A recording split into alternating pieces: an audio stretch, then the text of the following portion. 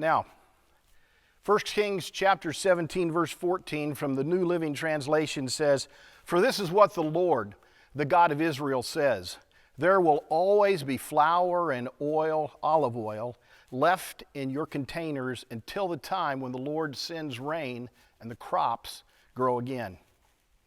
Now, folks, this is what the Lord showed me when He woke me up on Wednesday morning around 3:30. The Lord said, "I want you to show visually what I did for the widow of Zarephath." And so it talks about that every time she would never run out of oil, doesn't it? So when she had a need, she took the oil. Every day, every week, every month, for more than 2 years, almost 3 years, every time the widow went to the olive oil and she reached for it, there was olive oil in her container. Now, I'm sure at first she was very skeptical of what the prophet said to her, but she would reach for the olive oil the next time, and there would be more in it.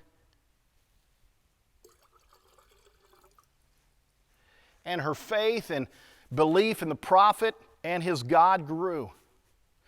Now, as time went by, she would no doubt hear of her neighbors who were completely running out of food and water, and she would begin to doubt the promise of Elijah to her.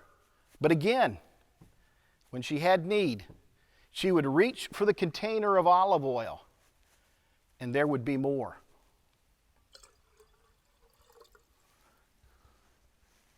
And she would continue to provide for the prophet and for herself and for her family.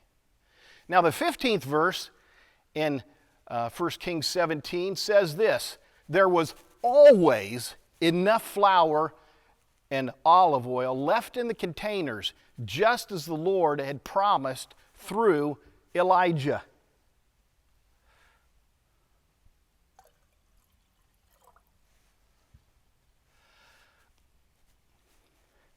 Are you beginning to understand the point of this illustration, folks?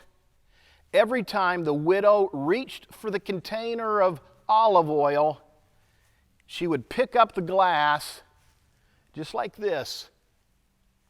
There was still more olive oil to meet her needs.